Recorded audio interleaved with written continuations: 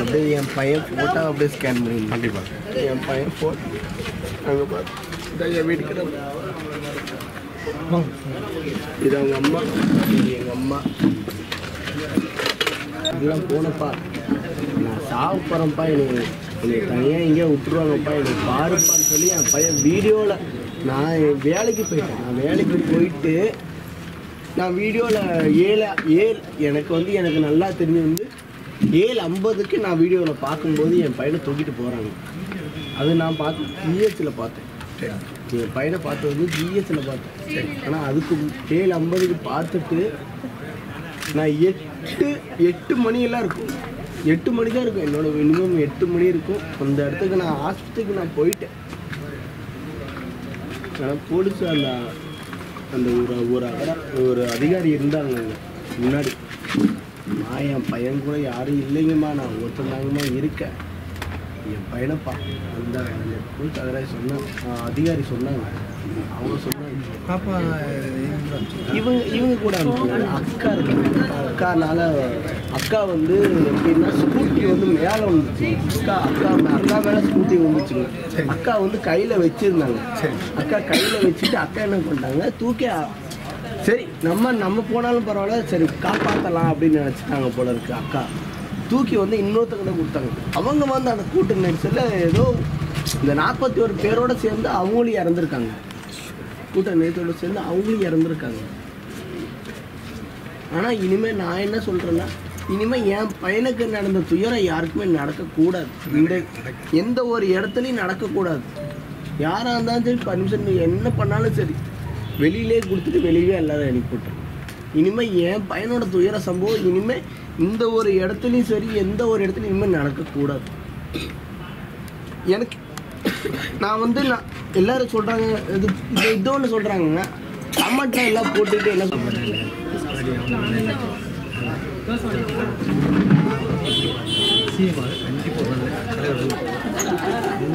கரூர் சம்பவம், அதாவது வந்து தவிக தலைவர் மாமாக்குரிய விஜய் அவர்கள்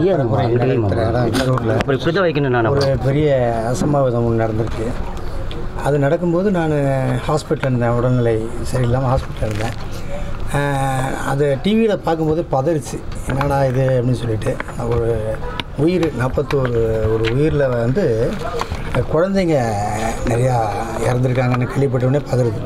அந்த குழந்தைங்க என்ன பாவம் பண்ணிச்சு, பாவம் மனசை கேட்கல. எப்படியாவது டிஸ்சார்ஜ் ஆன மறுநாள் போயே ஆகணும் அப்படின்றது என்னுடைய இதாக இருந்துச்சு. நான் ஏற்கனவே ஒரு ஹாஸ்பிட்டல்லேருந்து ஒரு பதிவு பண்ணியிருந்தேன்.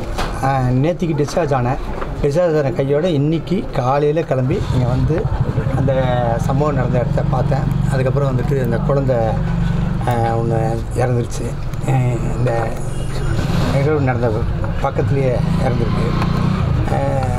அவங்க ஃபேமிலியை சந்தித்தேன். அவங்க ஃபேமிலியை சந்தித்து இன்னும் நிறைய பேர் சந்திக்க இருக்கிறேன். இந்த சம்பவத்தை பற்றி என்ன சொல்கிறேன்னு தெரியல. அதாவது பேசவே முடியல, ரொம்ப கஷ்டமாக இருக்குது. இப்போ கூட நான் ஏன் வந்தேன்னா, ஃபஸ்ட்டு மக்கள் அதை தாண்டி வந்து உயிர் 41 உயிர் போயிருக்கு.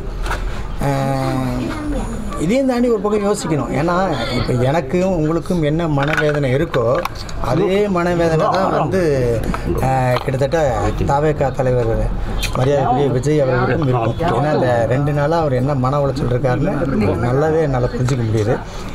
இப்போ நான் வந்ததுக்கு இன்னொரு ரீசன் என்னென்னா, கரூர் மக்கள் மேலே நான் வச்சுருக்கிற மிகப்பெரிய ரெஸ்பெக்டு. ஏன்னா ஷூட்டிங்கு நிறையா பேர் வந்திருக்கேங்க, அது ஒன்று.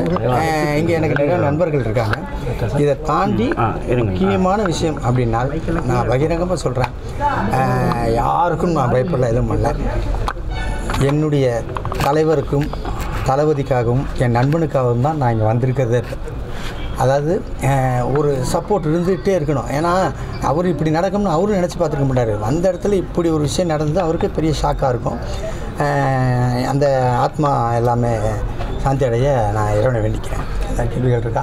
மதுரை மாநாடு நடக்கும்போதே வந்து கொடிக்கம்பம் விழுந்து விபத்து ஏற்பட்டது. அப்போது கூட பெரும் அசம்பாவிதம் வந்து தவிர்க்கப்பட்டிருக்குது, அதிர்ஷ்டமாக தவிர்க்கப்பட்டிருந்தது. இது போன்ற கூட்டம் நடத்தும் போது தவிகவினர் வந்து முறையாக அதுக்கான ஏற்பாடுகள் வந்து செய்யணும்னு சொல்லியிருந்தீங்க, ஒரு வீடியோ கூட வெளியிட்டிருந்தீங்க. இப்போ இது போன்ற விபத்து நடந்திருக்குது, என்ன சொல்ல விரும்புகிறீங்க? இப்போ நீங்கள் ஒரு விஷயம் நல்லா தெரிஞ்சுங்க. இப்போ தலைவருக்கு எல்லாமே தெரியும்ன்றது தெரியாது, 100% தெரியாது. புதுசாக கட்சி ஆரம்பிச்சிருக்காரு. இனிமேல் தான் படிப்படியாக இப்போ இந்த சம்பவம் கூட அவருக்கு ஒரு ஏதோ ஒரு புரிதல் ஏற்படுத்தியிருக்கும் தான் நான் நினைக்கிறேன். நீங்கள் தலைவர் விடுங்க, இந்த 2ஆம் கட்டமாக இருக்கிறவங்க ஏன் இவ்வளவு ஒரு அஜாக்கிரதையாக இருக்காங்கன்னு தான் என்னோடய கேள்வி. அவங்க எல்லாருமே இந்த இடத்த பார்த்துருக்காங்க, இந்த இடத்த கொடுத்துருக்காங்க, இந்த இடத்த வந்து ஆய்வு செஞ்சுருக்காங்க, எல்லாம் பண்ணியிருக்காங்க. பட்டு நான் என்ன கேட்குறேன், இது இப்படி தான் டைமில் நடக்கிறோம். குறிப்பாக வந்து இந்த டைமில் நீங்கள் வந்தால் நல்லாயிருக்கும்னு அந்த 2ஆம் கட்ட தலைவர் தான் வந்து தலைவர்கிட்ட சொல்லணும், அவருக்கு இன்சிஸ்ட் பண்ணி அதோட இம்பார்ட்டன்ஸை புரிய வைக்கணும். அப்போ தான் அவருக்கு அந்த விஷயம் புரியும். ஏன்னா எதுக்காக நான் சொல்ல வரேன்னா, ஷூட்டிங் பண்ணும்போது 7 மணி கால் செட்னா 6:15 இருக்கிறவர் தான் விஜய் சார். அப்படி இருக்கும்போது இது நீங்கள் புரிய வைக்கணும்ல. நீங்கள் அது ஒரு ரீசன் தான். இது நான் வந்து விஜய் சார் மேலே ப்ளேம் பண்ணவே மாட்டேன். இவங்க ஏன் சொல்லலை சார், 8:45 நாங்கள் பரிசு வாங்கியிருக்கேன் சார், நீங்கள் இங்கே இருக்கணும் சார், முடிச்சுட்டு திருப்பி நாமக்கல்லேருந்து நீங்கள் வரணும் சார், அந்த ட்ராவலிங் டைம் இவ்வளோ இருக்குது சார் அப்படின்றது நீங்கள் சொல்லணுமா இல்லையா? கூடிய கூட்டம் எல்லாமே விஜயவர்களுக்காக கூடிய கூட்டம். இப்படி 19 2ஆம் கட்ட தலைவர்கள் மீது வந்து அதிருப்தியை வெளிப்படுத்தும் எந்த வகையில் சரியாக இருக்கும்? இல்லை, நான் வந்து நீங்கள் சொல்கிறீங்க வந்துட்டு விஜய் சாருக்கு தான் சேர்ந்த கூட்டம், அது வேறு யாருக்கும் இல்லை அந்த கூட்டம். நான் என்ன சொல்கிறேன், விஜய் சார் யாரை நம்பி வராரு? இவர்கள் வந்து கொடுக்குற இன்ஸ்ட்ரக்ஷன் இத்தனை இது அப்படின்றத இன்ஸ்ட்ரக்ஷனை காதில் வாங்கிட்டு வராரு. அப்படி இருக்கும்போது நீங்கள் வந்துட்டு அவர் வந்து விஜய் சார் வந்து இவங்களை நம்பி வர்றாரு, மக்கள் விஜய் சார் நம்பி வர்றாங்க, அதான் உண்மை. ஆனால் ஒரு ப்ராப்பரான இன்ஸ்ட்ரக்ஷன் யாருக்கு கொடுக்கணும்னு நான் கேட்குறேன் சார், வேறு உண்மை இல்லை. 2ஆம் கட்ட தலைவர்களுடைய செயல்பாடு அதிருப்தியில் இருக்குது. 100% இதை பகிரமாக சொல்கிறேன், அதிருப்தியில் இருக்குது. 2ஆம் கட்ட தலைவர் ஒரு பேர் என்ன?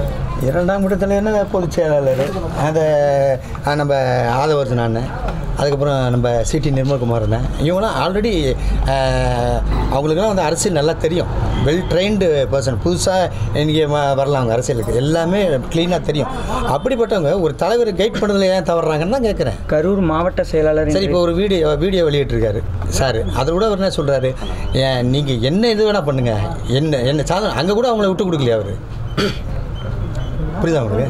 இப்போ ஒன்றுமே இல்லைண்ணே, இப்போ நான் வரேன்னு ஒரு தகவல் உங்களுக்கு கிடச்சிருக்கு, தகவல் சொன்ன உடனே அடுத்த நிமிஷம் நீங்கள் அலர்ட் ஆகிறீங்களா இல்லையா, பாலாஜி வராரு இந்த மாதிரி விஷயம்னு சொல்லிட்டு, இந்த இது கூட ஏன் அவர் அலர்ட் பண்ண முடியலன்னு தான் நான் கேட்குறேன். கரூர் மாவட்ட செயலாளர் நேற்று கைது செய்யப்பட்டிருக்கிறாரு. அவருக்கு தேவையான சட்ட உதவிகள் கூட கட்சியின் தலைமை தரப்பில் வழங்கப்படவில்லை அப்படின்ற ஒரு குற்றச்சாட்டும் குடும்பத்தினர் தரப்பில் முன்வைக்கப்படுது. அது நமக்கு அவங்க அணுகியிருக்காங்களா என்னன்னு நமக்கு ஏன்னா தாவேக்காவில் வழக்கறிஞர் அணியெல்லாம் இருக்கிறாங்க, ஆனால் போதிய அளவில் ஒரு நல்ல வழக்கறிஞரை நியமித்து அதற்கான சட்ட பாதுகாப்பு என்பது அவருக்கு வழங்கப்படலைன்ற ஒரு குற்றச்சாட்டு பகிரங்கமாக வைக்கப்படுது. இன்னொரு விஷயம் என்னென்னு கேட்டால், கட்டமைப்பு கொஞ்சம் இது பண்ணிக்கிறோம், அதான் மெயின். அதாவது யார் எப்போ என்ன ஆலோசனை சொல்லுவாங்கன்னு தெரியாது, அதை வந்து நல்ல ஆலோசனையாக கூட இருக்கலாம். நான் தான் ஒரே சொன்னேன், இந்த சம்பவம் தாவேகா தலைவர் விஜய் அவர்களுக்கு நல்லாவே சில விஷயம் புரிய வச்சுருக்கு. அவருக்கு அவர் நிறைய அனலைஸ் பண்ணுவார், என்னென்னா கூட இருக்கிறதுனால தெரியும், நிறைய அனலைஸ் பண்ணுவார். என்னுடைய குற்றச்சாட்டு ஃபுல்லாகவே 2ஆம் இவங்களோட தான். இவங்க வந்து கைட் பண்ணிடணும், இவங்க கைட் பண்ணி இது இப்படி இருந்திருக்கணும், இந்த டைமுக்கு வரணும். மெயினாக டைம் சார், நீங்கள் பர்மிஷன் வாங்குறீங்களா சார், நீங்கள் போலீஸ் ஸ்டேஷனில் பர்மிஷன் வாங்குறீங்க, இந்த டைம் ஏன் நீங்கள் அவர்கிட்ட சொல்லலை? அப்படி நீங்கள் இன்சிஸ்ட் பண்ணி இதோடைய வேல்யூவேஷனை சொன்னால் தான் தெரியும் அவருக்கு. ஓகேங்களா? ஷூட்டிங் கதை வேறு, போகிறாரு நடிக்கிறாரு சம்பளம் வருது, அதெல்லாம் வேறு. இது பொலிட்டிக்கல் இருக்கும்போது அவருக்கு நீங்கள் ஆலோசனை வழங்க உங்களையே அப்போ கூட வச்சுருக்காரு. இவ்வளோ நீங்கள் எக்ஸ்பீரியன்ஸ் ஆனாலே ஏன் கூட வச்சுருக்காரு சொல்லுங்கள். நான் கட்சியில் எந்த பதவியிலும் இல்லை, இருந்தாலும் நான் எதுக்கு இதை சொல்கிறேன்னா, ஒரே ஒரு விஷயம் நண்பர், அதை தாண்டி அவருக்கு சில விஷயங்கள் புரியலன்னா அதை நீங்கள் புரிய வைக்கிறதுக்காக தான் கூட இருக்கீங்க. அனிதா மரணம், தூத்துக்குடி துப்பாக்கி சூடு, இதெல்லாம் வந்து பல இடங்களுக்கு சென்றார். ஆனால் இன்னமும் கூட இந்த மக்களை வருவார் சார். இப்போ நான் சொல்லியிருக்கேன் சார், இப்போ வருவார், டெஃபினட்டாக வந்து பார்ப்பார். நீங்கள் பாருங்கள், டெஃபினட்டாக வருவார், ஷோராக வருவார். இந்த பாதிக்கப்பட்ட மக்களை கண்டிப்பாக சந்திப்பார் சார். சரி.